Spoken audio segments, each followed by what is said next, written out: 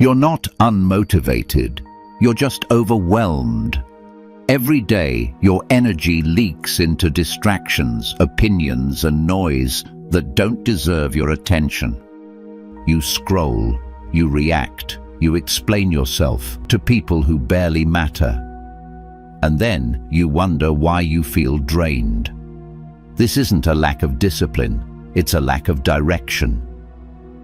But what if I told you, your next level begins with silence? In a world obsessed with speed, attention, and external validation, the greatest upgrade you can make isn't louder hustle, it's deeper alignment. Because here's the truth, you can't build a peaceful life with a noisy mind. When you constantly react to everything around you, you lose touch with everything within you. You chase deadlines, opinions, and trends, but forget the one thing that actually creates lasting success: your own mental clarity. You don't need more motivation. You need to stop leaking your focus. When was the last time you truly checked in with yourself, without the pressure, without the noise, without the need to prove anything? This video isn't just another pep talk. It's a reset. A roadmap back to your center, your power, your peace. Because once you stop chasing everything, you start attracting what actually matters. Let's begin. 1. Inner focus, the secret to mental clarity. Your power doesn't come from noise, it's born in quiet. True calm isn't found in the world, it lives inside you. This isn't feel-good advice. It's your guide to thriving in today's fast-paced chaos. When your thoughts race and distractions multiply, you lose your edge. Instead of living your story, you're stuck in highlights from others, nightmares of tomorrow, and echoes of yesterday. Here's a shift. What if the peace you dodge is exactly what restores your power? Staying silent doesn't mean surrendering. It means reconnecting with your true center. Mindfulness isn't just meditation. It's coming home to who you are when everything else is loud. It's watching your breath instead of your worries. You reclaim clarity when you stop chasing storms and master the one within. Every time you seek approval, you give away your power. But when you choose silence and live by your own values, you take it back. Start this now. 1. Build quiet in your day. Don't escape, but carve space. 2. Watch your thoughts like passing clouds. No judgment. 3. Choose what you control. Your focus, habits, reactions. 4. Return to your center every day. This isn't one time. A monk once stayed calm while his village argued. When asked why he didn't engage, he said, "If someone offers a gift and you don't take it, who owns it?" Silence isn't weakness, it's strength. Ask yourself, where is your energy flowing? Fear or your future? Alignment, not attention, is your path. Stop reacting. Start creating. You are the sun. The storm passes. Return to your calm, and everything else follows. 2. Silence, the underrated power play. Stop talking to fill the void. Speak the words that matter. Silence isn't vacancy. It's insight. It's a Zen notion. Quiet isn't absence, it's harmony. Like a glassy lake that mirrors the sky, a still mind sees clearly. How often do you speak just to be heard, to defend, or to prove yourself? Every word costs energy, and in the rush to reply, you sacrifice your peace. In chaos, your strength isn't in responses, it's in your restraint. A legendary Zen teacher stayed silent when attacked. Asked why, he replied, "I choose peace instead of proof." That's wisdom. Because not everything needs a response, not every view deserves airtime. Sometimes your strongest act is saying nothing. Have you left a conversation wishing you had stayed quiet? What if silence became your greatest asset? When you listen more, everything becomes sharper, your intentions, your presence. And presence? That's magnetic. People trust calm resilience more than loud conviction. How to train silence. 1. Before speaking, ask, will this add value or noise? 2. Listen deeply. Don't just wait your turn. 3. Use silence to let emotions settle before reacting. 4. Reflect on what silence revealed today. One day you'll look back and realize the words you held back strengthened your relationships. The silence you embraced sharpened your clarity. Speak less. Align more.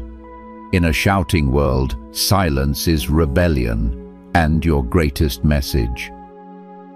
3. Self-discipline, the foundation of your freedom. Order isn't restriction, it's liberation. Discipline is doing the internal work, unseen, so you can shine when it matters. Like bamboo, deep roots grow in secret before it bursts skyward. Discipline isn't punishment, it's devotion to your best self.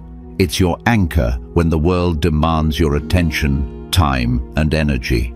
You don't wait for motivation, you show up anyway. Because discipline is built in the small moments, the unmoving morning, the daily check-in, the choice to breathe before reacting. Build your structure. 1. Choose one habit that aligns with your values. Start small. 2. Do it every day, even when you don't feel like it. 3. Notice how calm and energy grow with consistency. 4. Improve over time. Perfection isn't the goal. A monk swept a garden daily, even when nothing stirred. It's not about the leaves, it's about the mind that shows up. That's self-discipline in action. It shapes your character, not just your day. Ask yourself, what if you lived by your values, not by your emotions? What if discipline fueled your peace instead of your stress? Show up, breathe, choose. One day, your silent work will stand taller than you imagined. Discipline is the quiet architect of the extraordinary life you're building. 4. Detachment. Become emotionally untouchable. Holding on to negativity only ties you down. Imagine your mind is the sky, limitless, open, unaffected by passing storms. Negativity is not unfeeling, it's crystal clear. It's seeing criticism without taking it in. It's turning away from drama and stepping into freedom. When someone attacks you, your ego wants to fight. A wiser self walks on. That's true freedom. Not every opinion is worth your attention. Too often we carry others' judgments as if they belong to us. We replay old hurts, carry regrets, crave validation we don't need. Practice emotional resilience. 1. Notice the trigger when your peace is disturbed. 2. Pause and feel, but don't become the emotion. 3. Ask, does this deserve a spot in my mind? 4. Watch it drift away, like a cloud across the sky. Detachment isn't passive, it's a radical act of self-care. It means you control what you absorb. You don't react to everything, you choose what stays. So ask yourself, the last time you stayed calm instead of responding, was that your true power? In a world drawn to conflict, calm is defiance. Release, rise, repeat. 5. The grace of stillness, staying centered in the eye of the storm. Most people live on edge. One wrong word, one unexpected twist, and they're thrown into turmoil. The default mode becomes defensiveness, tension, chaos. But what if you could meet disruption with composure? Not by avoiding discomfort, but by learning to be still in the midst of it. Life doesn't always give warnings. It moves suddenly. Arguments, delays, heartbreaks, missed chances. The question is not whether storms will come. They will. The real question is, will you be swept away, or will you remember your anchor? When you're rooted in presence, you can bend without breaking, like bamboo in heavy winds, flexible but grounded. You don't have to match the noise of the world. You don't have to retaliate every time something disturbs your calm. You can choose not to be pulled. In Buddhism, awareness is not about suppressing emotion. It's about observing it without letting it dictate your next move. Between what happens and how you respond, there is space, and in that space, there is power. The untrained mind lunges, defends, judges, panics, but a conscious mind learns to pause.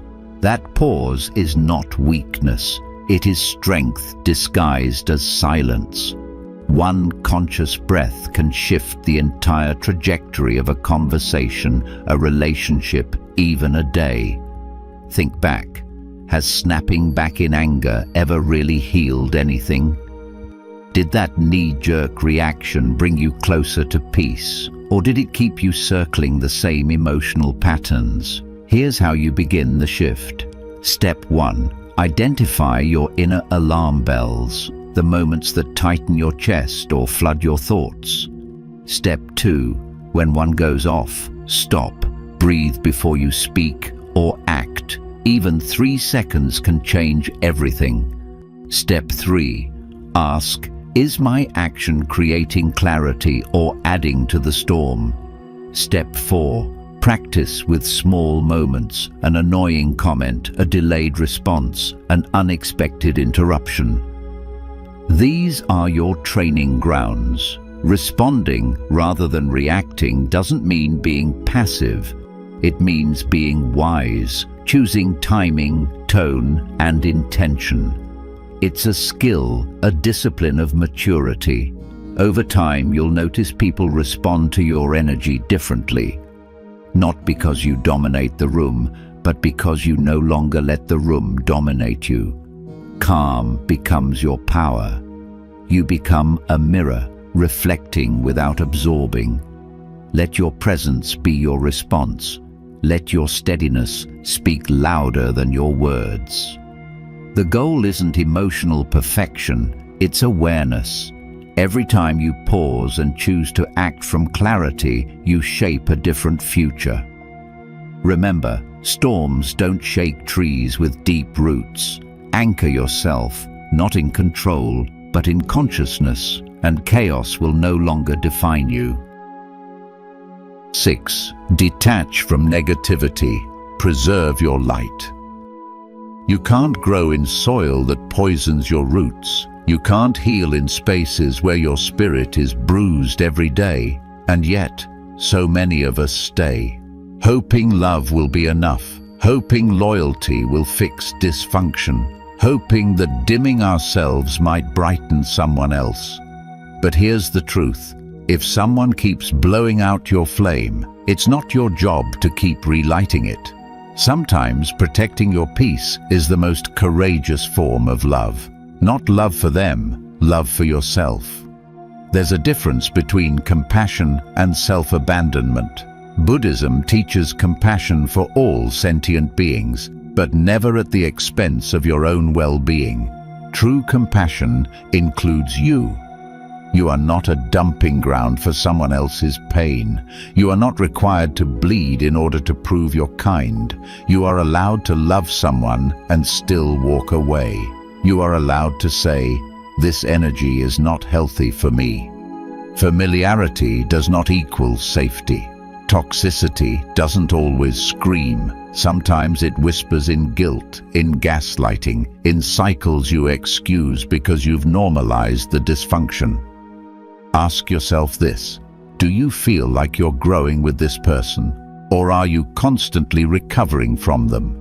Do you feel supported and seen, or are you always explaining your boundaries like they're negotiations? There's an old story. A monk would bless every soul who crossed his path. One day, a bitter man spat words full of hatred at him. The monk stayed silent, smiled gently. A disciple asked, "Why didn't you respond?" He said, "When someone offers you poison, you don't have to drink it." That's the lesson we forget. You are not obligated to accept every energy offered to you. Not every conflict requires your reply. Not every relationship deserves your repair. Letting go does not mean hatred. It means you choose not to self-destruct in the name of connection. You can bless someone's journey and still know they are not meant to walk beside you. So how do you start protecting your peace? Step 1. Become a student of your energy. How do you feel after being with them? Lighter, or like you're carrying bricks? Step 2. Set invisible boundaries. You don't owe everyone access to you. Peace doesn't require an explanation. Silence can be the boundary. Step 3. Replace noise with stillness. If someone's presence is draining, spend more time in the presence of stillness. It's in the quiet you'll hear your truth again. Step 4. Let go with softness. You don't need to burn bridges. You can simply stop walking toward the fire, wish them well, and keep walking home to yourself. This journey isn't about isolation. It's about alignment. When you protect your peace, you make space for people who don't require you to shrink to stay. People who see your silence as depth, not distance. People who add to your spirit, not drain it. So I ask you, who are you without the weight of others' chaos? Who are you when you're not busy fixing what doesn't want to be healed? Who are you when you're free to grow without apology? That version of you, the peaceful one, is not selfish. That's the real you. Let go, not from bitterness, but from clarity. Because not everyone can go where you're growing, and that's okay. 7. Shape your life through quiet habits. We wait for transformation like it's a thunderclap, a moment, a revelation, a breakthrough. But the truth is, growth whispers. It's not found in loud change. It's carved in the quiet consistency of your smallest decisions. The habits you live today, they are shaping who you become tomorrow. Not just your schedule, but your identity, your peace, your future. The mind loves drama and big goals, but the soul craves rhythm, ritual, and repetition. Each time you choose presence over panic, a new pathway is built. Each morning you breathe instead of scroll, you reinforce awareness. Each evening you reflect instead of distract, you nurture your clarity. These aren't rules, they're sacred acts. And Buddhism reminds us, every moment contains the seed of your becoming. The life you dream of isn't waiting in some distant future. It's already being crafted in how you spend your mornings, what you say to yourself in silence, what you feed your mind when no one else is looking. So how do you master the small? Step 1. Choose one habit that reconnects you to presence. It could be a breath, a journal entry, a mindful tea, one conscious choice. Step 2. Anchor it to something you already do. Brush your teeth. Add 3 deep breaths after. Drink coffee. Sip it in silence. Stack habits, and they stick. Step 3. Protect it. Let nothing, no emotion, no distraction interfere with that one sacred act. Step 4. Reflect. How do you feel after? What shifted even slightly? You'll find this. Small habits teach you to trust yourself. Every time you follow through, you're telling your subconscious, I am someone who shows up. That identity reshapes everything. You don't need to overhaul your life. You need to honor the small, because eventually those small acts become a lifestyle. The lifestyle becomes a mindset, and the mindset builds your destiny. There's a saying, first we make our habits, then our habits make us.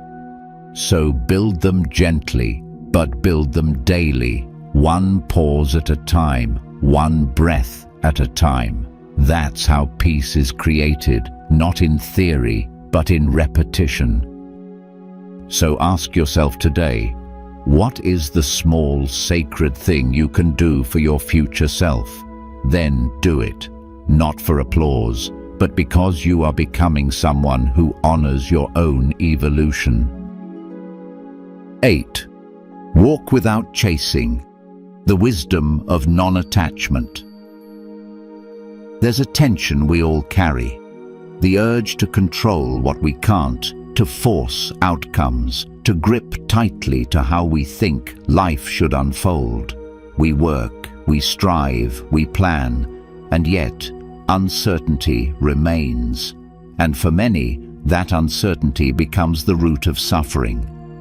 But what if peace doesn't come from knowing how it ends, but from showing up fully, regardless?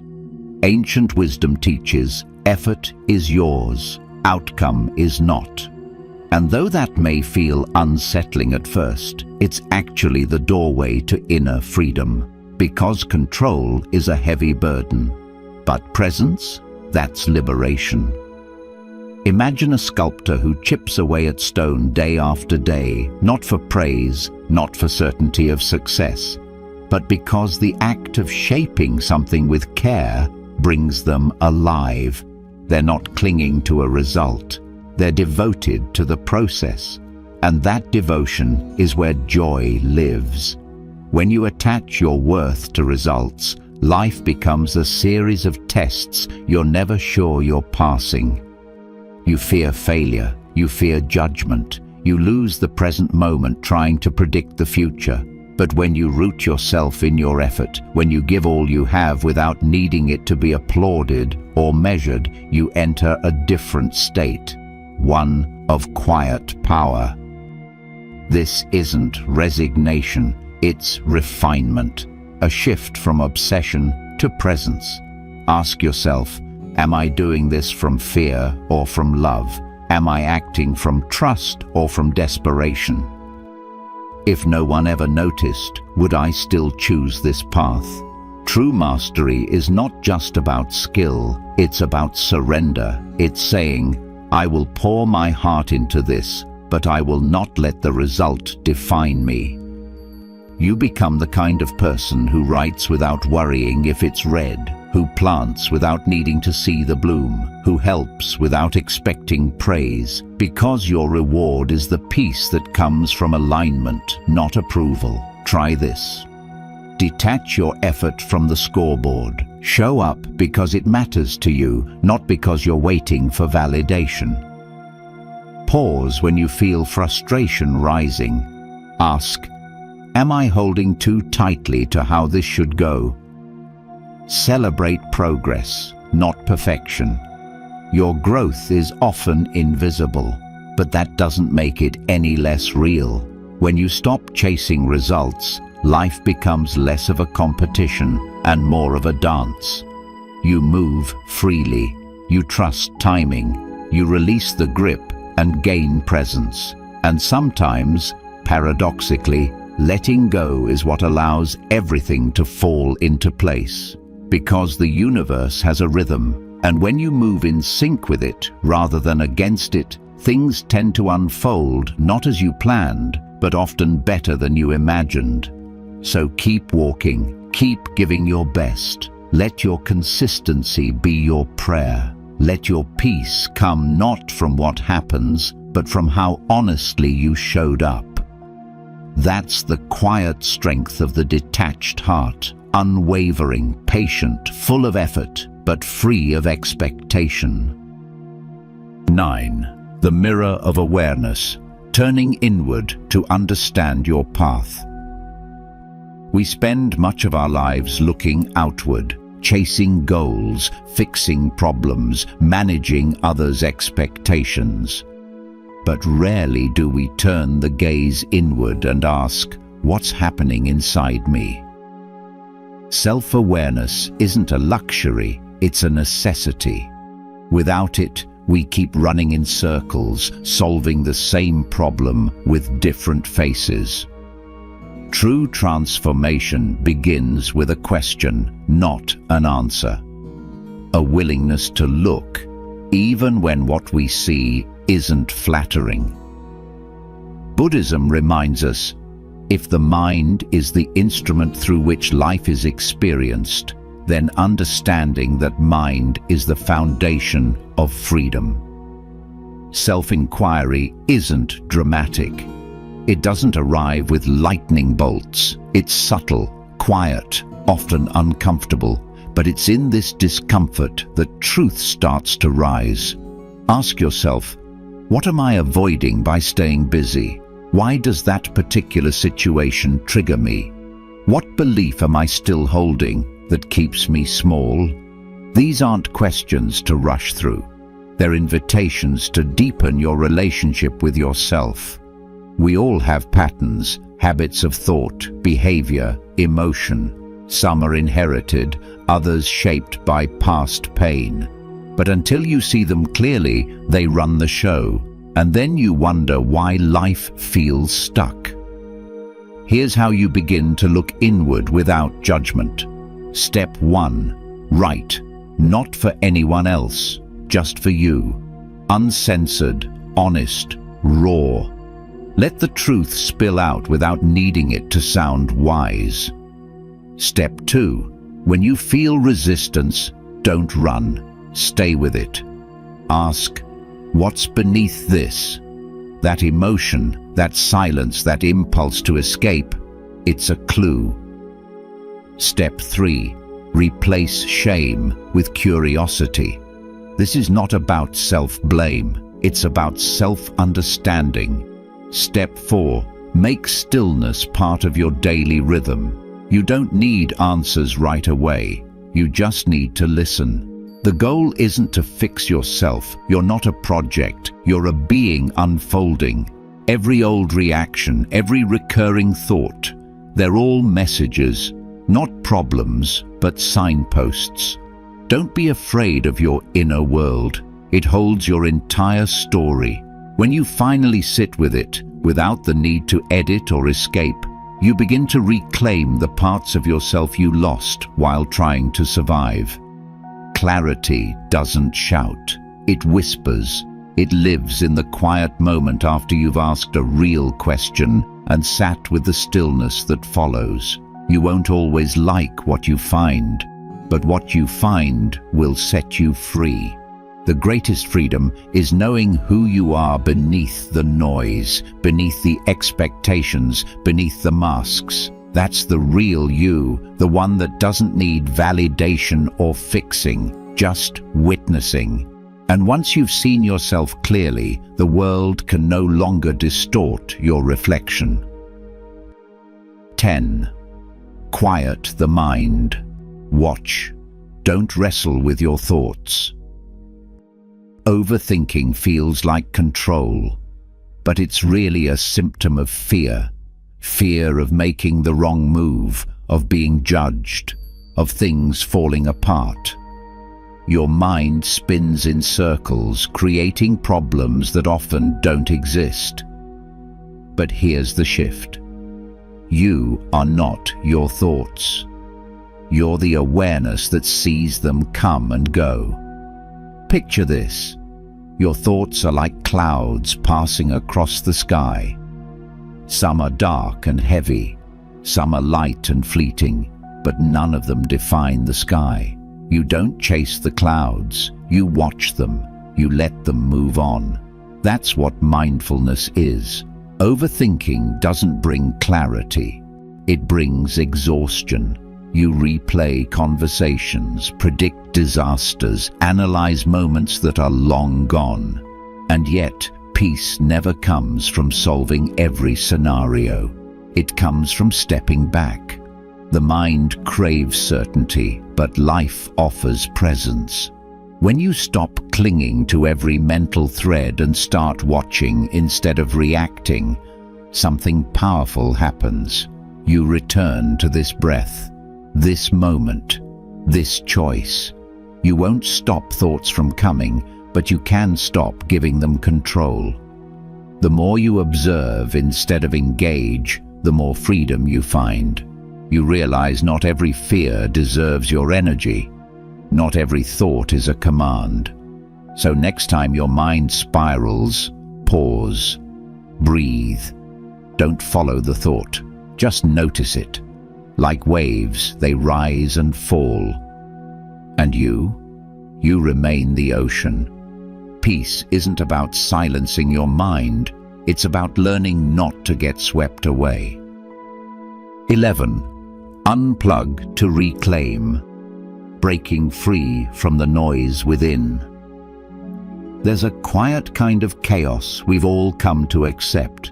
It doesn't shout from the streets or blare through speakers. It hums constantly from our pockets, from glowing screens, endless updates, likes, alerts, scrolls. Without noticing, our attention becomes fragmented, pulled in every direction but inward. We often think of silence as absence, but in truth, silence is presence, the kind that digital noise has slowly drowned out. The teachings of mindfulness remind us you cannot know yourself if you are never truly alone with yourself. You cannot find peace when you are perpetually plugged into a world designed to distract. Technology is not the enemy, but our dependency on it, our reflex to fill every quiet second with stimulation, keeps us from tuning into the one voice that actually matters, the one inside. Ask yourself, when was the last time you sat in stillness without reaching for your phone? When did you last feel the full span of a moment without a screen pulling you away from it? The mind, when left undirected, becomes reactive, restless. The constant influx of information trains it to chase novelty instead of depth. You begin to move faster, but you don't feel clearer. You become informed, but not necessarily wiser. Digital detachment isn't about deleting everything and escaping to a cave. It's about choosing intentional space between you and the noise. It's about remembering that your attention is your life force, and you get to choose where it goes. Here's how you start to reclaim it. Create sacred moments of disconnection. Morning silence before notifications. Evening reflection instead of scrolling. Redefine boredom. Don't see it as emptiness. See it as space for creativity, insight, rest. Practice full presence in daily life. Phone away during meals. Eye contact in conversations. Walks without earbuds. Audit your digital diet.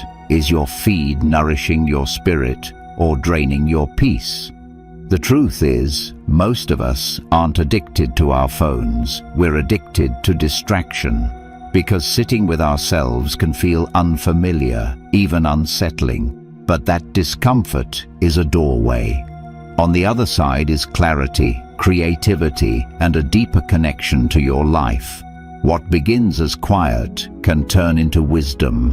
What feels like missing out can become a rediscovery of self. When you unplug, even briefly, you stop outsourcing your attention and start reclaiming your presence. Because in the end, no notification is more important than your mental clarity. No feed is more alive than your own consciousness. And no connection is more vital than the one you rebuild with yourself when you finally sit still and listen. 12. Solitude is strength. Reclaiming yourself in silence. Solitude is often misunderstood. People fear it, not because it's painful, but because in silence, all the noise they've avoided comes to the surface. But stillness isn't empty. It's where your truest self waits. We live in a world where constant connection is praised, but real connection begins within. Time alone gives you the space to meet yourself without filters. No expectations, no performance, just presence. Think of a seed. Before it ever blooms, it grows in darkness, undisturbed. The same goes for your growth. Your strength is shaped in quiet seasons, not in the spotlight, but in the shadows where self-awareness is born. When you're alone, the distractions fall away. You start noticing your thought patterns, your fears, your true desires. It's not about fixing yourself. It's about seeing clearly. The questions you've been too busy to ask begin to rise. What am I really chasing? Why do I keep repeating this cycle? Solitude is not idleness. It's maintenance for your mind and soul. It's where your energy regathers, your emotions level out, and your direction becomes clear again. And when you return to the world, you're less reactive, more grounded, because you've met yourself first. Start with just 10 minutes a day without stimulation. A walk, a journal session, or simply sitting. No phone, no tasks, just awareness. At first, it may feel unfamiliar, but what you're feeling is your attention coming home. This isn't isolation, it's sovereignty. The person who can enjoy their own company is free from needing the world's constant approval. In that freedom, your clarity, creativity, and confidence return. You don't need to escape your life, you just need to reconnect with the quiet wisdom already inside you. If you've made it this far, you already know peace isn't found in the noise of the world, but in the quiet corners of your own mind. These aren't just ideas, they're invitations to pause, to listen, to return to yourself. Whether it's in a breath, a moment of silence, or choosing presence over reaction, this is your path. One step at a time, one choice at a time. If this resonated with you, subscribe, share, and keep walking with me on this journey inward. Until next time, be gentle with your mind and firm in your peace.